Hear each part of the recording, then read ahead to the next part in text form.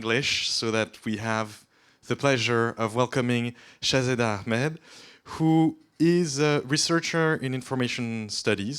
She's a chancellor, postdoctoral fellow at the Center on Race and Digital Studies, Justice, at the University of California, Los Angeles. She graduated with a PhD from the University of California, Berkeley School of Information.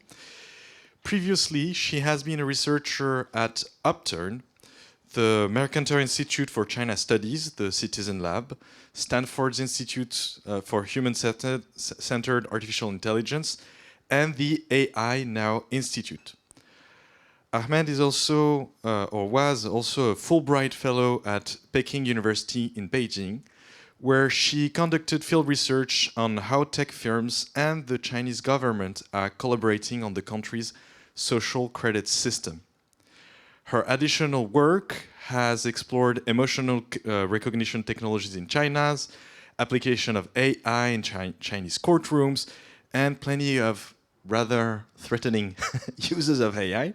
But today, you're going to talk to us about your new field of research, which is how the artificial intelligence community working on what is called AI safety, pretty much the fear of AI going completely wrong, in the Silicon Valley, how is this community informed by forms of fantasy, science fiction, and everything else? So again, thank you so much for being with us. The floor is yours. Thank you so much, Martin. There are so many themes that have come up here that are just like very exciting for me as I think about this. So as Martin mentioned, my background is doing ethnographies of AI systems in China. I love doing fieldwork. I love interviewing people. And during the pandemic, I had to pivot. There wasn't really a way to go to China and do that kind of situated work. At the same time, I started to notice the rise of a certain set of ideologies that were materializing into the field of AI safety. So last year, I was a postdoctoral fellow at Princeton University, and I built a team of 4 researchers to study ethnographically what is this community, where did the ideas come from, how are they mobilized out in the world, why is it important to know about this? So getting right into it, I'm sure everyone in this room has either heard of ChatGPT, maybe used it, maybe you use it every day. I don't need to make the argument to you that it's important and that it has kind of catapulted OpenAI into the spotlight. But in case I do, even if you're not an active user of ChatGPT, right, which is a large language model that can kind of predict the next word and output text if you give it a prompt. It's running on apps that you use every day behind the scenes, right? So companies like Spotify work with companies like OpenAI to use their models on the back end. Zoom, for example, works with Anthropic, which was a company spun out of OpenAI to power various things we use within Zoom. What's also worth noting about OpenAI is that from the beginning, their stated mission was that they want to not only build artificial intelligence, but they believe it's possible to build what they're calling artificial general intelligence, or AGI, which they loosely define as artificial intelligence that can outperform human beings at most economically viable tasks. What this ends up looking like is that there basically was the creation of a binary split among people who believe that AGI is possible, because as I'll get to later, many computer scientists don't believe we will ever reach that point and are very skeptical of this argument. But among the people who do believe that it's possible, what you end up seeing is a split between the idea of a utopia, where we attain AGI and it solves every possible problem that we've ever encountered as human beings. There are many people who are so motivated by that belief, including at OpenAI, that they think it's worth pursuing at all costs, which gets to the question of cost. There are other people who believe that, yes, we can pursue AGI, it is possible, but there are many avenues to doing that that could be dangerous because, in their words, the AGI would be misaligned with human values. It could intentionally or unintentionally lead to catastrophic destruction of humanity, what people in this community refer to as an existential risk or an X risk. Other examples of X risk include nuclear wars, pandemics. So what you have is companies like OpenAI basically claiming that the future of humanity rests in their hands and that it can go one way or the other. this is extraordinary marketing, right? The promise end of it means that, companies like Microsoft want to work with them. There's all this infusion of capital into this project because of a potential belief that there is this utopia, or at least that a lot of profit can come out of convincing people that this is possible. And at the same time, what I look at is the field of AI safety, which has emerged in response to the fear of that dystopia. So I have these two headlines here. They came out 2 weeks apart, basically. On November 17th, the first headline, that Sam Altman was fired as the CEO of OpenAI. And this unraveled over the course of several days. For the people who were following this potentially as closely as me, the news changed like every 5 hours. What came out over the course of those few days is that the rift inside the company's nonprofit board was that Sam Altman was not prioritizing safety, he was prioritizing profit. And they were very nervous that OpenAI could attain some kind of breakthrough on the way to AGI that could lead to an AI existential risk. A lot of people at first didn't believe that that could be the reason a massively powerful company would have an ouster of their CEO. They thought, how could this ideological fight, this speculative future, really cause this company to kind of basically go haywire? And Microsoft, for example, did not know that this was happening behind the scenes. So as we saw, there was talk of reinstating him. Not that long after. And I open with that narrative because I want to convey in this talk that the ideologies that led to this episode at OpenAI and that are increasingly shaping how policymakers and news media are speaking about AI to the public are socially constructed. They come from a specific community that I refer to as the AI safety epistemic community. Epistemic means of or relating to the production of knowledge and its validation. I've ethnographically studied the AI safety epistemic community with my colleagues at Princeton University. And in this talk, I'm going to show you how that community came to exist, how they came to expand their influence. I'm going to touch on how fan fiction and science fiction influence not only their ideas about AI, but their relationships with one another and their brittle way of thinking about how we can live with AI. By the end of the talk, I hope you walk away with stronger awareness of how these ideologies become material, and with a conviction that the so-called future of humanity is not, in fact, up to one or two companies, or to one like-minded community of people who have rapidly managed to gain influence and attention from tech executives, world leaders, and newspapers in a very short period of time. That responsibility actually lies with us. So, I would be remiss if I didn't lead with the definition of effective altruism. I am increasingly surprised when I encounter people who haven't heard of it, and then sorry to explain to people this sort of controversial idea. So The Economist defines effective altruism as a research agenda and a social movement focused on how to do more good with one's time and money. So in the early 2000s, there were a few philosophers, really philosophy graduate students who went on to be philosopher researchers from Oxford and Cambridge, notably William McCaskill, who were asking this question of how can we optimize, maximize potential future good way down the line, right? Not just 5-10 years from now, but maybe hundreds of years from now. That idea itself is called long-termism, of projecting far into a future that many of us cannot imagine, although in this sci-fi-focused symposium, maybe we can. And one of the principles they hit upon was the idea of earning to give. So they inspired a bunch of people in this growing community that was concerned about how to maximize good in the future, that they should get the highest paid job they possibly can, and then donate, let's say 10% of their income towards a set of philanthropic causes that the effective altruists have identified as being some of the most important to maximize the good.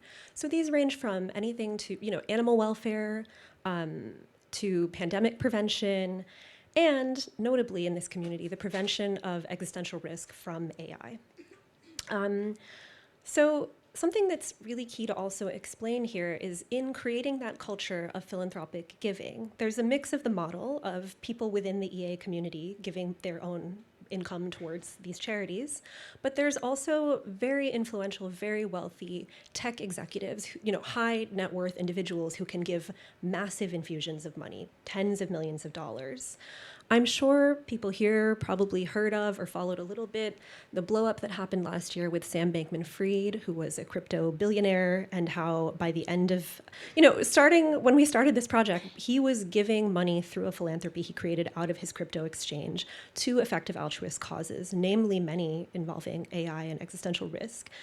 He was being courted by extremely mainstream political figures. There's a now infamous photo of him with Bill Clinton and Tony Blair. Everybody wanted in on his money.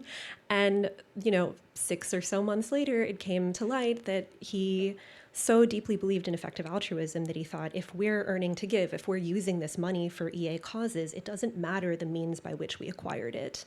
And of course, as you know, they basically gambled away a lot of people's money. His trial was recent. It lasted only a few days because, of course, he was guilty.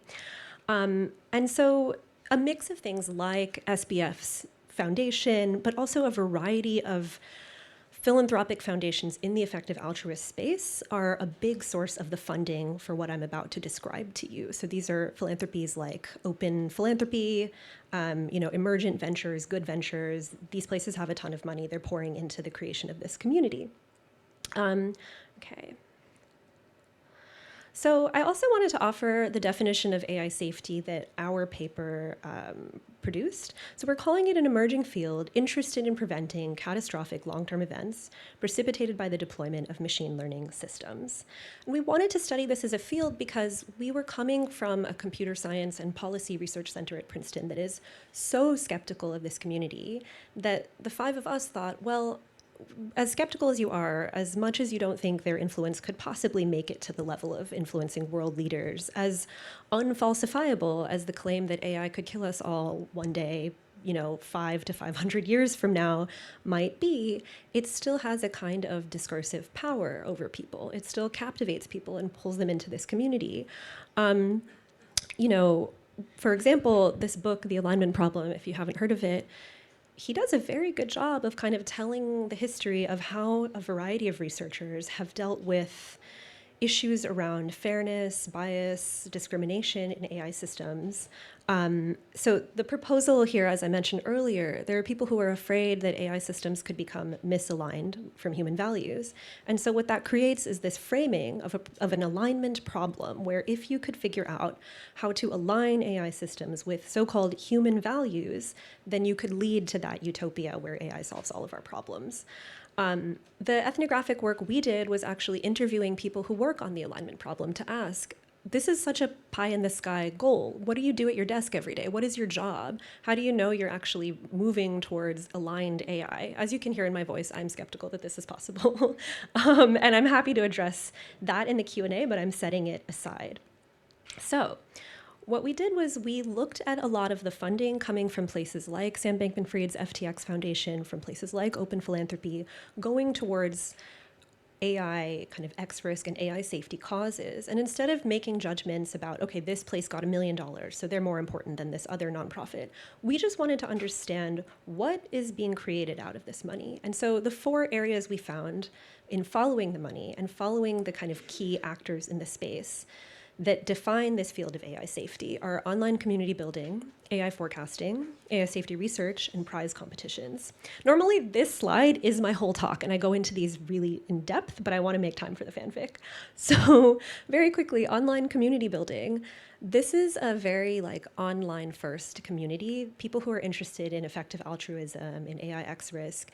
There are basically 3 main web forums they tend to find each other on. And the web forums are really interesting because what you have is famous people in the field brushing up against new initiates, and it creates this feeling of community, but also a lack of hierarchy, that anyone can debate anyone else on when do you think we're going to attain AGI? Why do you think AI X-risk is real? The other big part of online community building is a career pipeline. So there's a nonprofit called 80,000 Hours, which is named after the rough number of years it's presumed that an adult works in their lifetime.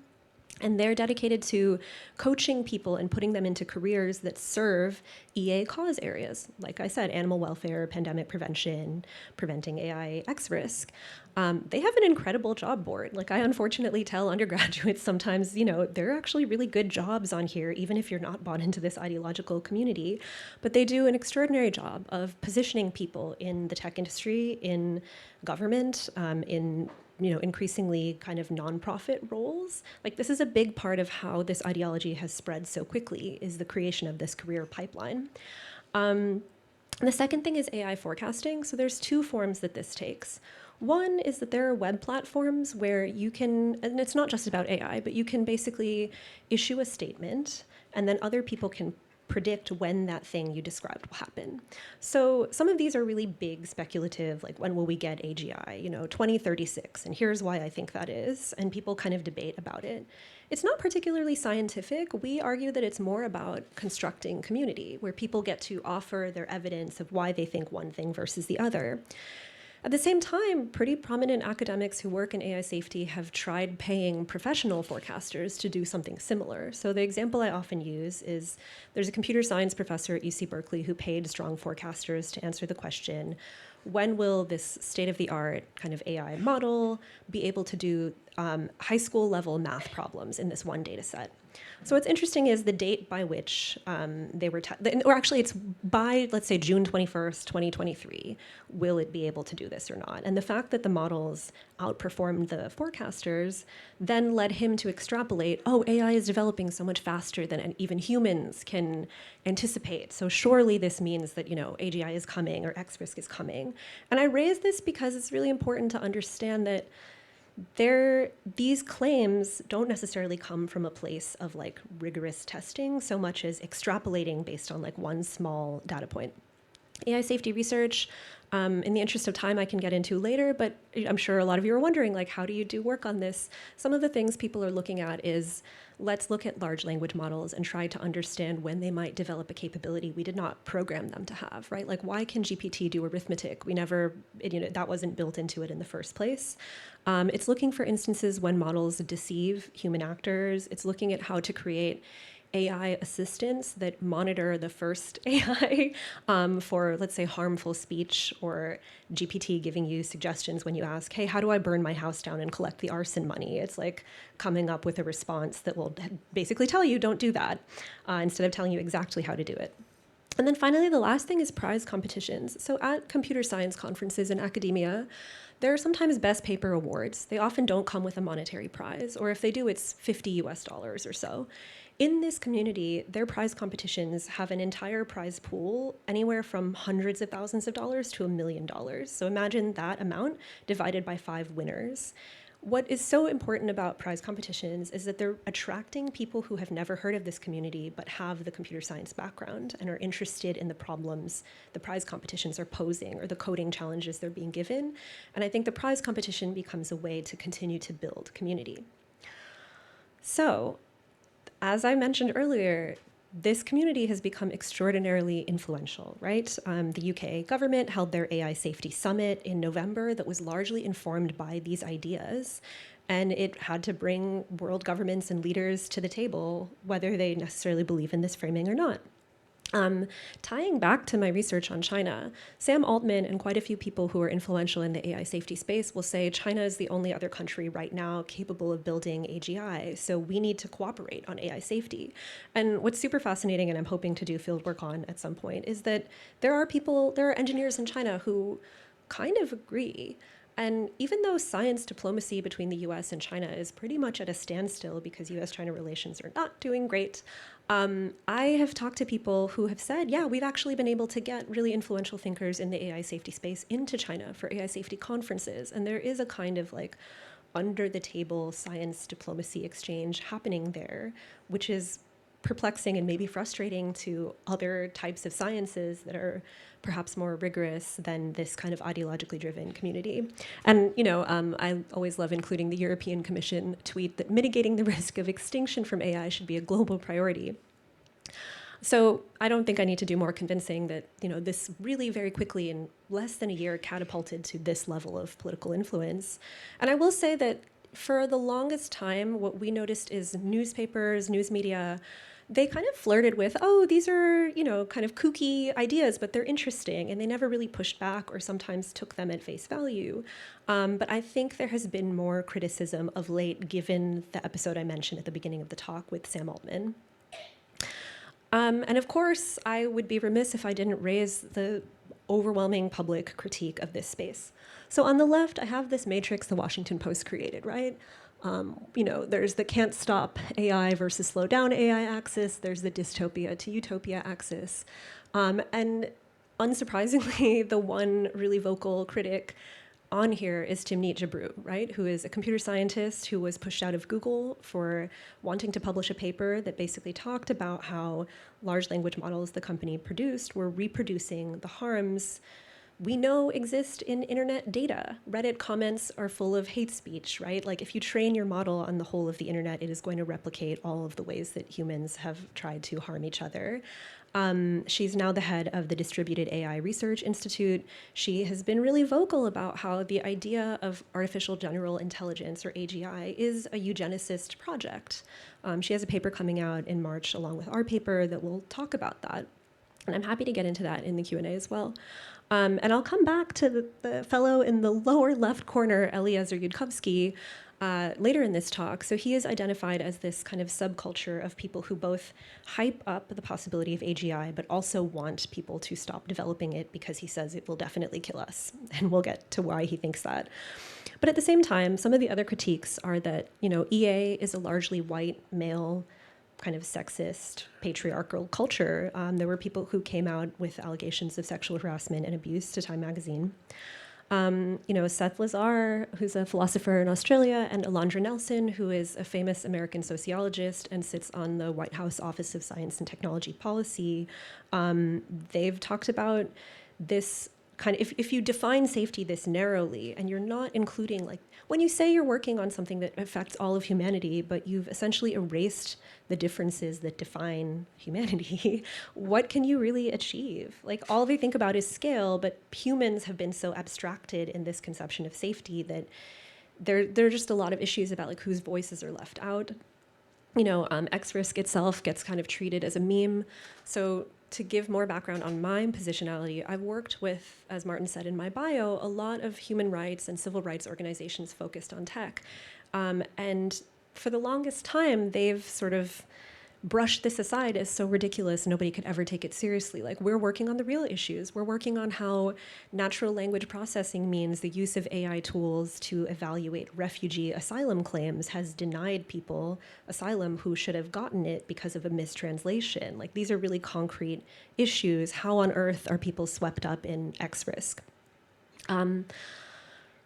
So despite that public critique, now I'm actually going to finally get to fan fiction.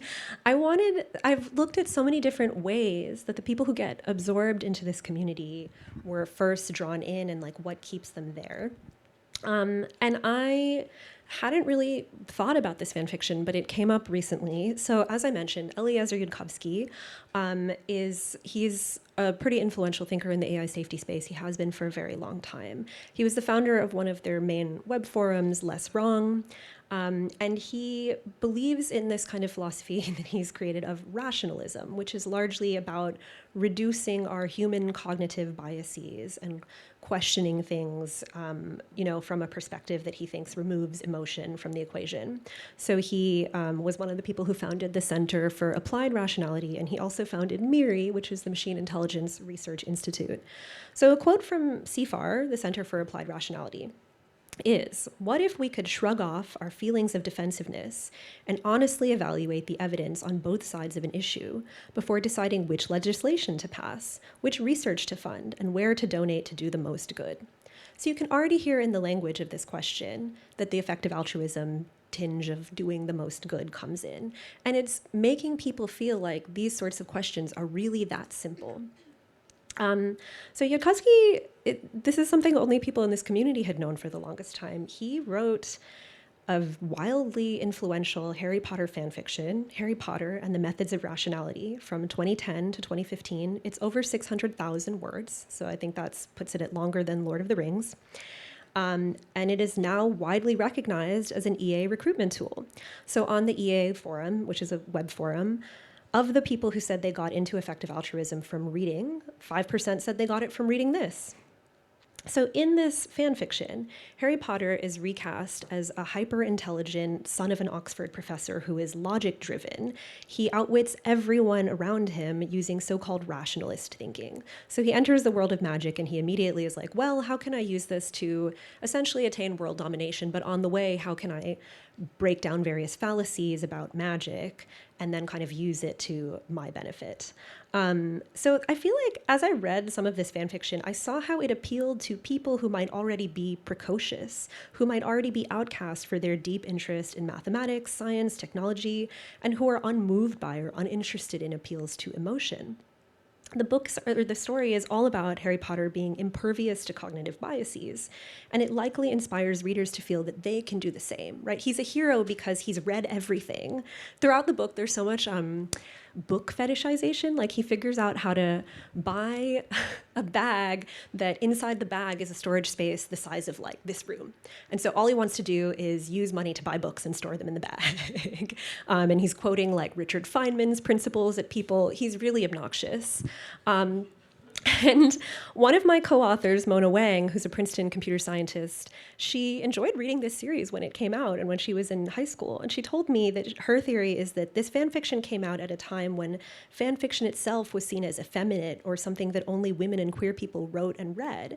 But the creation of Harry Potter and the Methods of Rationality opened it up to being something young men could openly admit to enjoying without feeling that it emasculated them. And I thought that was a really interesting kind of take from her.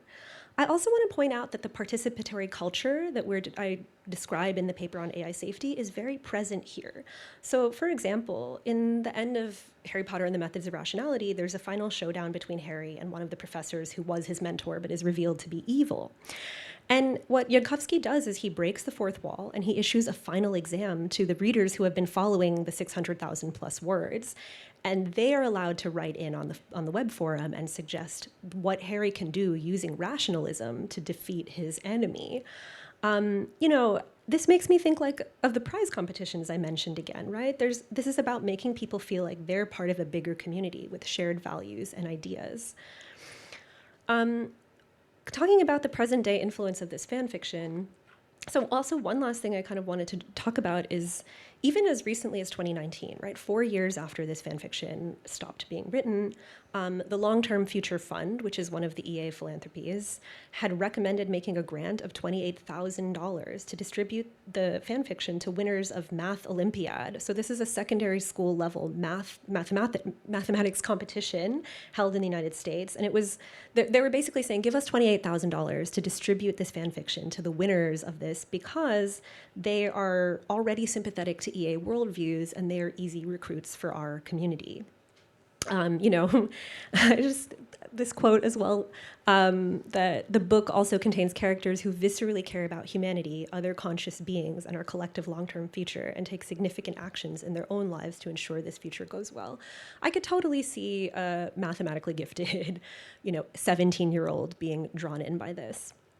At the same time, I wanted to point out, so here we have Emmett Shear, who's the founder of Twitch. And during that little, interregnum or whatever you want to call it, when Sam Altman was almost on the chopping block, he was the person they pulled to potentially be the interim CEO of OpenAI. And one of my colleagues, a journalist, actually found that back when the fan fiction was coming out, Yudkowsky would take requests to include real people's names as minor characters in the fan fiction, most notably Emmett Shear. I think that this shows that Shear's exposure to Yudkowsky's ideas meant that he had similar views on AI as posing an existential risk to humanity, which made him an ideologically suitable candidate to replace Altman at OpenAI. And then, of course, there's Caroline Ellison, who worked at FTX Future Fund with Sam Bankman-Fried. She makes all kinds of references to this fan fiction, right? Like when Harry Potter talks about world domination, he's like, oh, I shouldn't call it that, though. I'll call it world optimization, which I believe was the name of her Tumblr. So there are all these little Easter eggs now that I have read some of this where you see it recurring among hugely influential figures in the EA and AI safety world. So in wrapping up, I wanted to kind of talk about how, again, I'm coming from more of like the academic and civil society side of this, where I see that it sucks the air out of the room when we want to talk about present day, well-documented harms from AI systems. And what I've also seen is my colleagues sort of trying to disparage the AI safety view of AI as an existential risk as being science fiction. And it made me think a lot about the point that has kept coming up over the last day and a half about science fiction as a kind of marginal literature, especially, and there's something really interesting here, when we started researching this community, before they were largely influential, they always described themselves as wanting to work on issues at the margins. Their argument was not enough people are working on AI safety, it's at the margins. We urgently need more people to come in and work on it. And in less than a year, it's not marginal anymore. It's massive, there's a ton of money, there are a ton of people working on it. They have been given a power and an influence and a platform that I don't actually think they're in the best position to use, and that they didn't necessarily come up with a plan for how to use. But I think that disparaging this as science fiction is not the appropriate way to mitigate the kind of potential waste or distraction that it produces. And something that has come up a lot when I've given a version of this talk to civil society and human rights organizations in the US and the EU is that they're afraid this community will have a monopoly on stories we tell about the future. And as you've probably noticed from my talk, they don't mention race, right? They've elided every meaningful axis of difference that we are all fighting against every day in their telling of this future. This is something they consider to be a short-term concern, not a long-term concern. They think that in the hierarchy of what is important for ensuring human flourishing, this is pretty low on the list. So I leave you with the question of what happens when the marginal goes mainstream, and a great deal of power and responsibility come with that process. And I also wanted to ask, what are ways that we could use science fiction or world building to promote or to propose alternatives to the AI safety vision of the future? And I really love closing with the anthropologist who made me think about all of this in the first place. So Diana Forsyth was an anthropologist who studied the creation of AI expert systems in the 1980s and 90s. Expert systems are almost the opposite of the kind of AI that OpenAI uses, right? Back then, it was about computer scientists sitting with, let's say, medical experts and understanding how do we codify your medical expertise into an AI system, versus today, where it's sort of like, how do we train a model on the entirety of the internet and kind of hope that it'll figure something out, even though we don't know how it got there. And she says, and I still think this is timely, by drawing attention to the impact of scientists' values upon scientific practice and its outcomes, I hope to encourage careful reflection on the part of practitioners of AI, as well as a degree of caution among members of the public and scholars of their disciplines who may look to AI for guidance. I still think this is true, and I still think that, as a reminder from the beginning, these companies should not get to define what humanity wants if we find ways to insert ourselves back into the process of defining our relationships with technology before they define it for us. Thank you.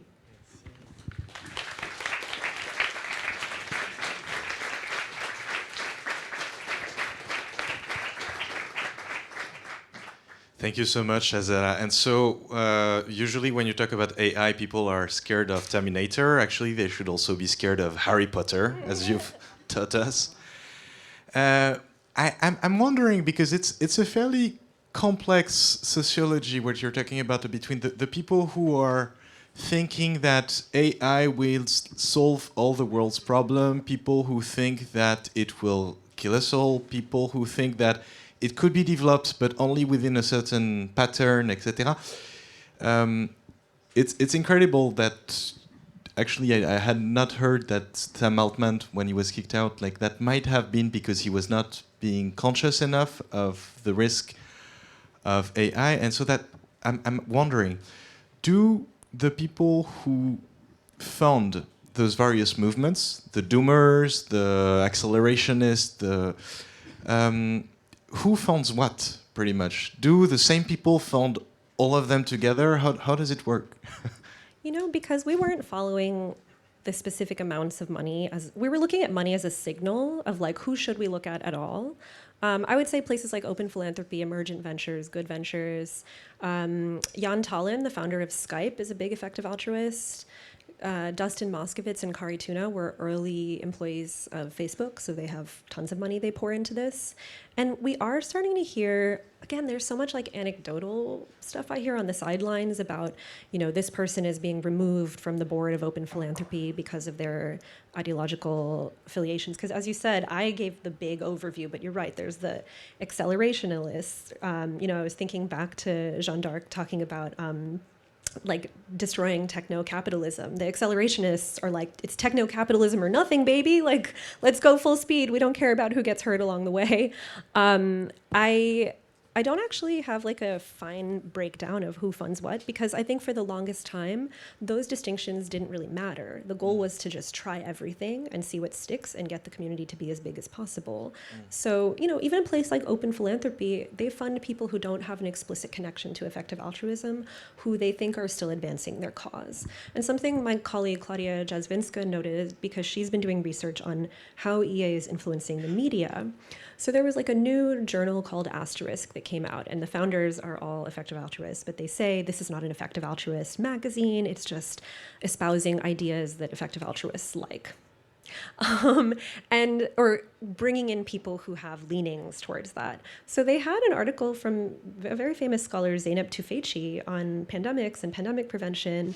And I just wonder to what extent scholars who might not want to be categorized or associated with this are being brought into the orbit and being kind of used as like almost like mouthpieces, or to what extent they're aware that they're being cast as like, furthering the agenda of this particular community. And it's hard too, because who is against pandemic prevention, right? That's this tricky thing of, SBF, through his foundation, wanted to pour money into that as well. I think he gave ProPublica money to report on pandemic-related stories. Again, so this is the tricky question, and something I talk about all the time. I think people are so angry at this community that they frame the way they have used philanthropy and research and nonprofits as a perversion of philanthropy and research and nonprofits. But I actually don't think that's true. They're showing that you can use these institutions exactly the flawed way that they were designed to achieve the outcome you want. And so what I try to do is encourage people to rethink all of those institutions if we're unhappy with how they've been used in this context. Thank you. D'autres questions? Oui? Shazeda, thank you so much for this presentation.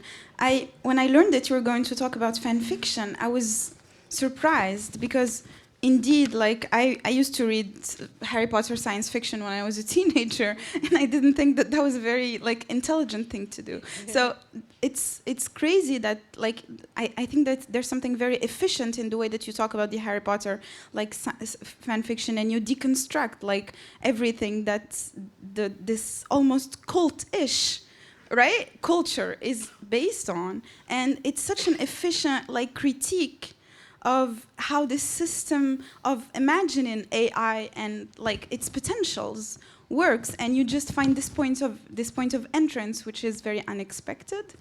And I was wondering if you could like share your thoughts on how you came to like identify this specific point as an interesting entrance point on one hand, and also earlier in your talk you were saying that you don't trust this AI safety like culture. So are the two related? It would also be nice to hear you say like why you don't trust it. Thanks, Selma. So how I heard about this, early when we started this project, like I said, my colleague Mona Wang, who did her undergraduate degree at Stanford and knew a ton of people in this community, said, yeah, a lot of them got into it through this fan fiction. I even liked it when I was younger.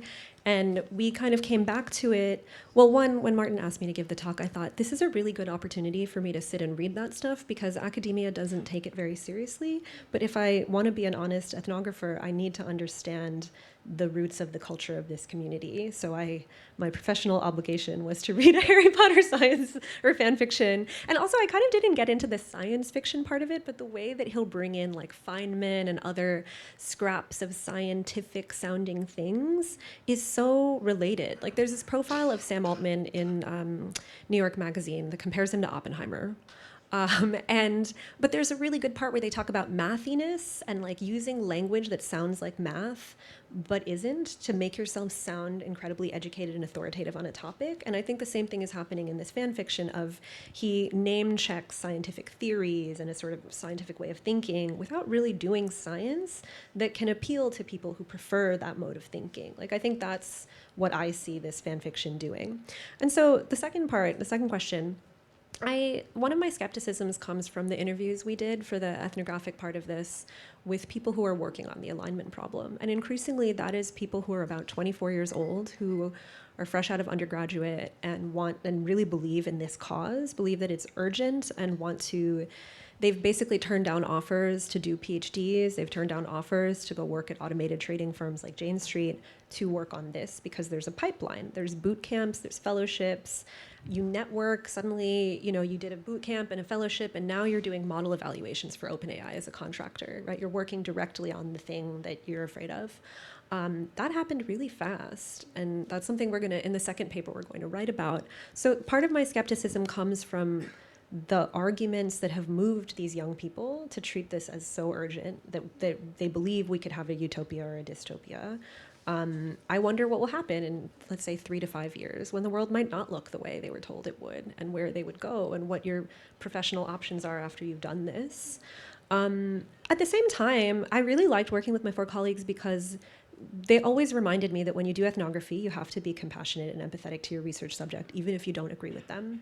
And so something that came out of doing the interviews with the alignment practitioners is that as much as this field is cast as caring about like a big long-term future existential risk, there are people working on AI safety problems in very bounded technical ways that can have a benefit in the near-term future. We interviewed someone who was working with OpenAI to watermark ChatGPT outputs so that when you got the output, it would say, this was produced using ChatGPT. And the hardest part of that is making sure people can't just erase the watermark.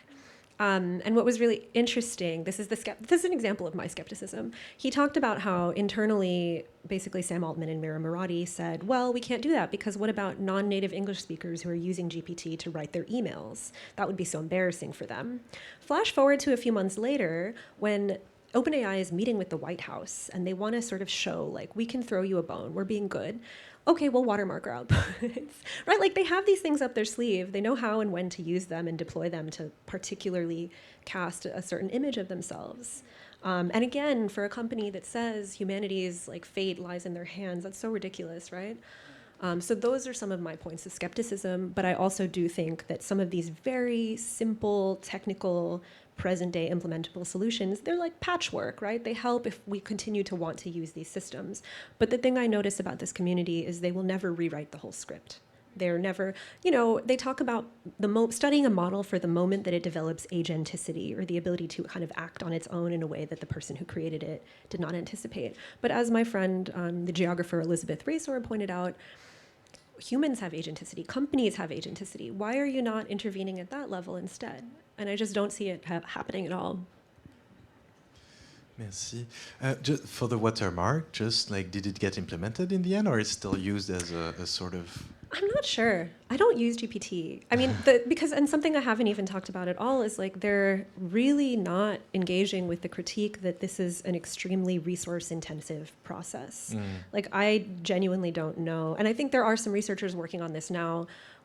What rare earths minerals and water and other resources go into fueling your ChatGPT? Yeah, it's about the size of the CO2 amount for GPT is about the size of the production from Italy, and I checked last month, so that's probably worse by now.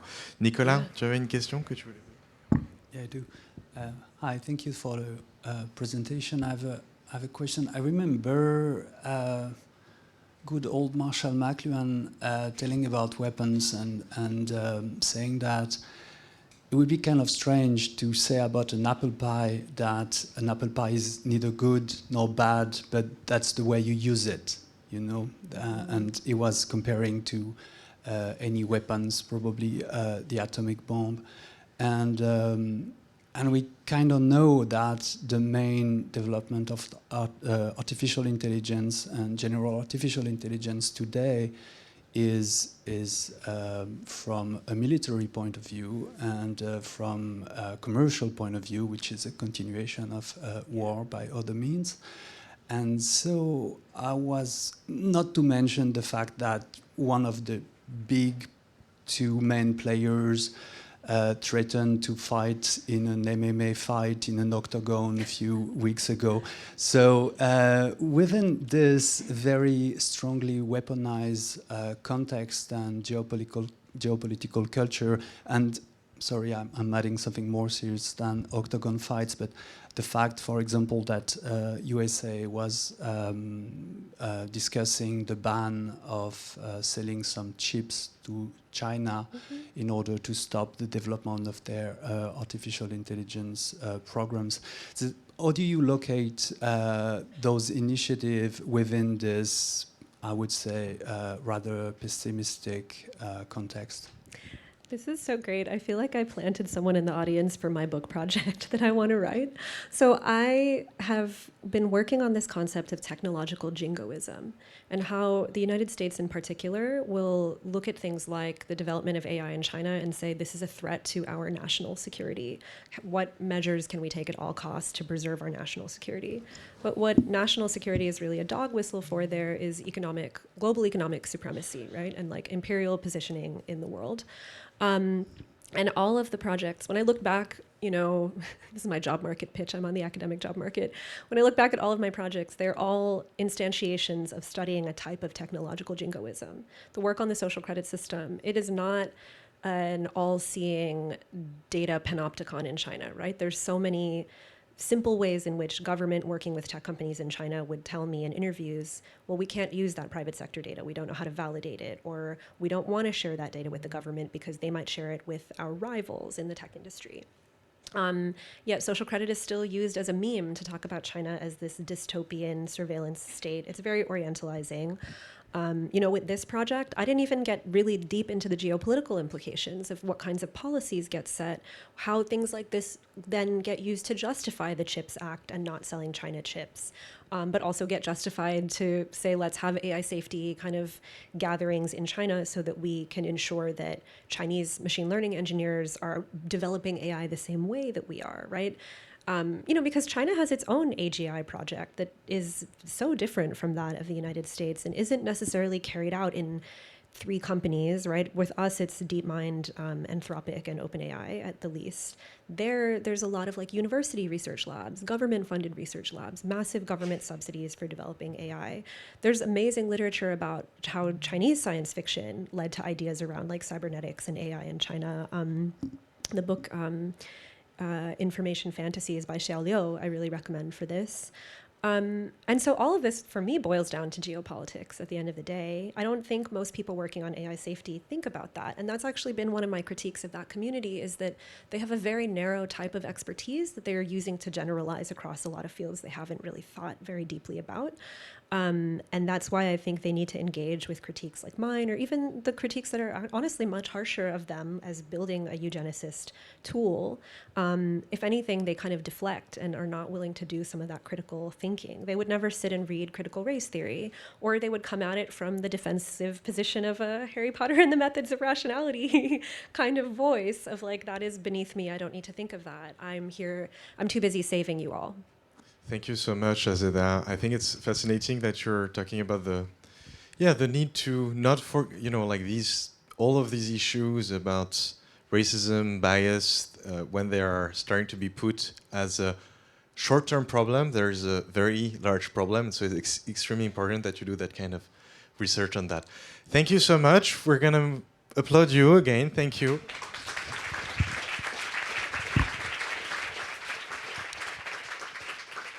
And we're going to move on to our next discussion. That will be a discussion between Vasilis Okonomopoulos, Director of Exhibitions and Programs, Bahar Nouzadeh and Neil Beloufa, 2 amazing artists that Vasilis will introduce again.